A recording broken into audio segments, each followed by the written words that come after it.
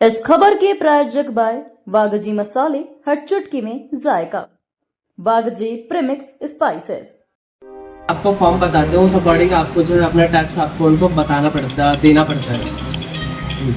Digital arrest के लिए कौन फोन करता है?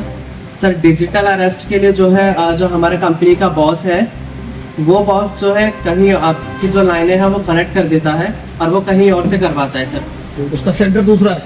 Yes sir.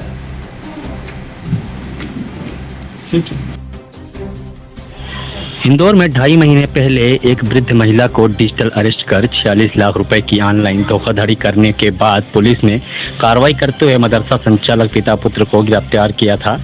अब इंदौर क्राइम ब्रांच ने दिल्ली से एक और आरोपी ऋतिक जाटव को गिरफ्तार किया है। आरोपी ऋतिक अपने सरगना विनोद के कॉल सेंटर पर काम करता था, जहां वह लोगों को डिजिटल अरेस्ट के नाम पर धोखा देकर ऑनलाइन ठगी करता था। क्राइम ब्रांच ने दिल्ली स्थित कॉल सेंटर पर छापेमारी की, जहां से कई computer system, high speed internet connection, diary और सैकड़ों लोगों के नंबर बरामद किए गए हैं। जांच में यह भी सामने आया है कि आरोपियों ने कई सिम कार्ड्स का इस्तेमाल किया था और धोखाधड़ी को अंजाम देने के बाद इन सिम कार्ड्स को नष्ट कर दिया जाता था। पिछले 3 सालों में इन सिम कार्ड्स का इस्तेमाल कर हजारों लोगों के साथ धोखाधड़ी की गई थी। इस मामले में क्राइम ब्रांच को इंदौर के 3000 लोगों के नाम और नंबर भी मिले हैं, जो इस धोखाधड़ी का शिकार हुए थे या हो सकते थे, जिसमें डीसीपी ने आरोपी के साथ ऑनलाइन ठगी का लाइव डेमोन्स्ट्रेशन भी करवाया, जिसमें आरोपी ने लोगों को ठगने का पूरा तरीका बताया।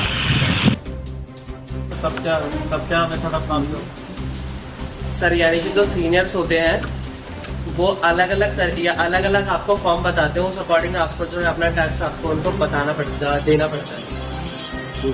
डिजिटल अरेस्ट के लिए कौन फोन करता है?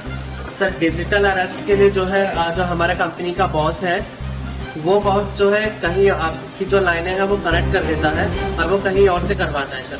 उसका सेंटर दूसरा है। Yes sir.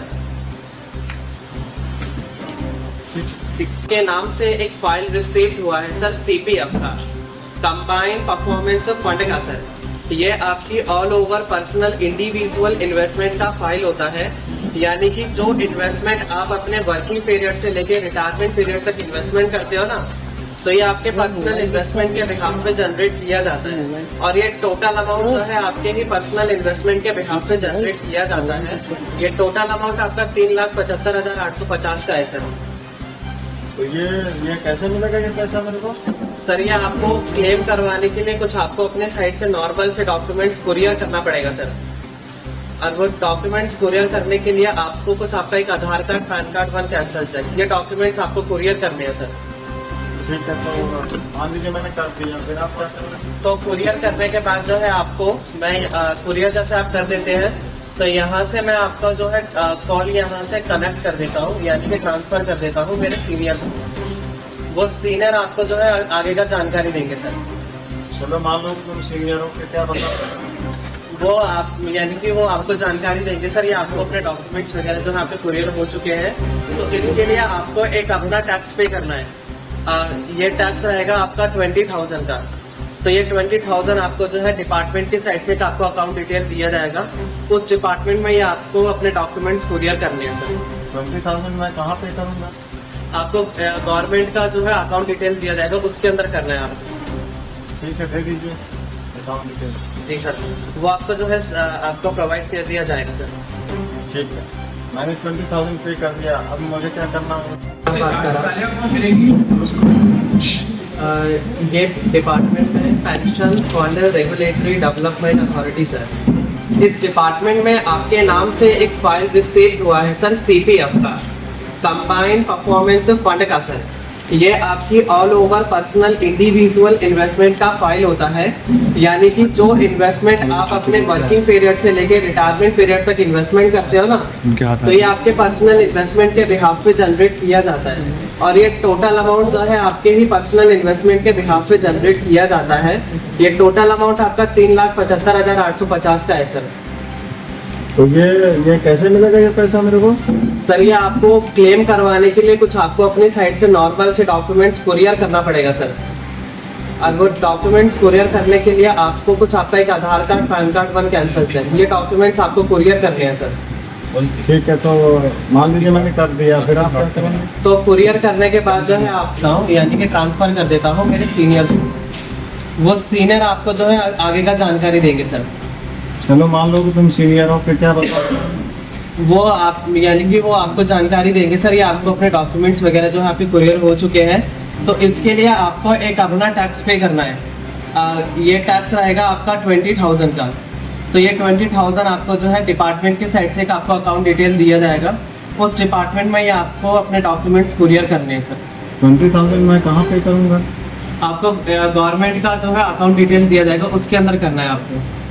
ठीक है, दे दीजिए अकाउंट डिटेल। जी सर, वो आपको जो है आपको प्रोवाइड कर दिया जाएगा सर।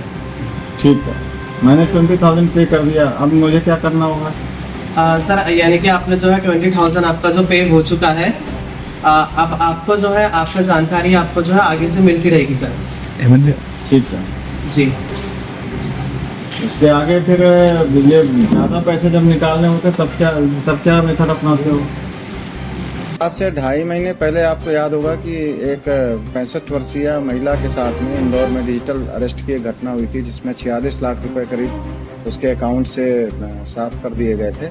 और बाद में जब उसने ये भी बताया कि उसको सीबीआई का भय दिखा करके और डिजिटल अरेस्ट किया गया था, और डिजिटल अरेस्ट में उसे मनी लॉन्ड्रिंग का भय दिखाया गया था, और बाद में उसके अकाउंट के वेरिफिकेशन के नाम पे ये पैसे निकाल दिए गए थे। इसमें 40 लाख रुपए यूपी में मदरसा के जो संचालित करने वाले लोग थे, उनके पिता और खुद उनके अकाउंट में ये पैसे गए थे, तो उनको हम लोगों ने करीब 1 महीना पहले अरेस्ट किया था।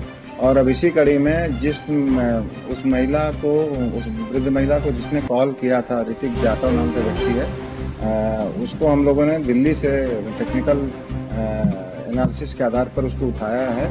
और बाकायदा जब इससे पूछताछ की गई तो ये मालूम पड़ा कि ये कॉल सेंटर चलाते थे। इस कॉल सेंटर में करीब 7-8 लोग थे, जिसमें से कुछ लोग साउथ इंडियन भी थे और कुछ नॉर्थ इंडियन भी थे। और इसका जो सरगना है उसने जो शादी करी है वो साउथ इंडियन किसी लड़की से शादी की है, और जिसकी वजह से साउथ इंडियन से भी ये लोग साउथ इंडियन लैंग्वेज में बात करते थे। और ये इनके पास में जब इससे बात की गई ऋतिक जाटव से, तो खास तौर पर ये बात सामने आई कि इनके पास में इन कस्टमरों के बहुत बड़ी संख्या में इनके डेटा था। उस डेटा में ये सैलरीड थे या बिजनेसमैन थे, कितनी उम्र के थे, इनके आधार कार्ड नंबर, इनकी सारी डिटेल इनके पास में रहती थी। जिसको जो हम लोग जब कॉल सेंटर में जब हमारी टीम ने रेड किया, जिसमें श्री मनीष लोहारिया जी की टीम साथ में गई थी, तो इन्होंने कॉल सेंटर में जब जाके देखा तो वहाँ पर बाकायदा उस कॉल सेंटर में बहुत सारे नोटबुक पड़े थे, जिसमें पूरी ये डिटेल रहती थी। और कम से कम 5 से 6 टेलीफोन के जो लैंडलाइन टेलीफोन है उनका सिस्टम मिला है, और एक नेट बूस्टर भी मिला है, जिससे ये ताकि नेट जब यूज होता है तो उस समय चूंकि इनकी पूरी कॉलिंग व्हाट्सएप कॉलिंग होती थी, तो नेट सही चलता रहे उसके लिए बाकायदा नेट बूस्टर भी यूज करते थे। और इन्होंने एक कमरे में ये सारे के सारे लगातार कॉल करते थे। इसमें जो 6-7 लोग थे उसमें से 3-4 लड़कियां और बाकी लड़के रहते थे। और ये कॉल करके इनका उद्देश्य ये रहता था कि जो कॉल में कोई भी अगर कस्टमर, इनको ये कस्टमर बोलते थे, अगर कोई कस्टमर इसमें आगे बातचीत करने लगता था तो उसको फिर ये लोग अपने बातों के जाल में फंसा करके डिजिटल अरेस्ट करने की कोशिश करते थे, और इस तरह से ये सफल हो जाते थे। ये भी मालूम पड़ा है कि ये जब बात करते थे और बात करते समय अगर ये इनको कोई इस तरह का कोई चीटिंग करने में जब ये सक्सेसफुल होते थे तो इनको इंसेंटिव के तौर पर कभी वॉशिंग मशीन या कोई इस तरह की चीज़ें भी दी जाती थी। वैसे तो ये जो कॉल करने वाले लोग थे इनको लगभग 20,000 रुपये पर मंथ के रेंट पर ये मेन जो मुख्य सरगना है वो रखता था। और ये भी एक पता चला है कि सुबह 10 बजे से लेकर के 6 बजे तक इनके ऑफिस चलते थे बाकायदा, और उस ऑफिस में जो भी सिम और जो भी चीज़ें यूज होती थी वो उसी दिन डिस्ट्रॉय करके ये नए सिम लेकर के नए दूसरे दिन आते थे। और इस तरीके का इनका ये चलता था। ये शुरुआत में ये जो है अपने आप को ये एक जब इससे बात की गई थी तो ये स्क्रिप्टेड स्पीच भी इसमें जो इनके पास में 8-10 डायरी भी हमने मौके से बरामद करी है, जिसमें स्क्रिप्टेड स्पीच लिखी होती थी कि इनको बात क्या करना है। और जनरली ये अपने आप को पेंशन, एक पेंशन धारक का एक इंस्टीट्यूट का वो बताते थे कि हम इस इंस्टीट्यूट से बोल रहे हैं, और उस इंस्टीट्यूट में आपको ये पेंशन आपको ये मिलेगी, और इसके लिए कुछ एक फिक्स्ड राशि बताते थे कि इतना पेंशन की राशि आपको मिलने वाली है, तो वो बातों के झांसे में आ जाता था और फिर बाद में उस पेंशन राशि के नाम पर इसको आगे ये धीरे धीरे उसका बोलते थे कि इसमें इनकम टैक्स 20,000 रुपये लगेगा, तो 20,000 आप कुछ डॉक्यूमेंट इसमें जमा करिए, तो 20,000 रुपये आपको इसमें टैक्स भी जमा करना पड़ेगा। तो 3,75,000 रुपये के लालच में वो 20,000 रुपये पहले जमा करा लेते थे और पूरे इनके डॉक्यूमेंट्स भी इनके बुलवा लेते थे। डॉक्यूमेंट से इनको और जानकारी मिलती थी, फिर उस आधार पर ये आधार कार्ड और ये डॉक्यूमेंट्स के नाम पे फिर धीरे से ये इसको कॉल ट्रांसफर इनके सीनियर ऑफिसर्स के पास करते थे। वहाँ फिर ये उस डॉक्यूमेंट्स में और आधार कार्ड में गड़बड़ी निकाल करके और उनको ये बताया जाता था कि आपका ये डॉक्यूमेंट जो है मनी लॉन्ड्रिंग में पकड़ा गया, और फिर इससे धीरे से सीबीआई ऑफिसर बनकर डिजिटल अरेस्ट करते थे।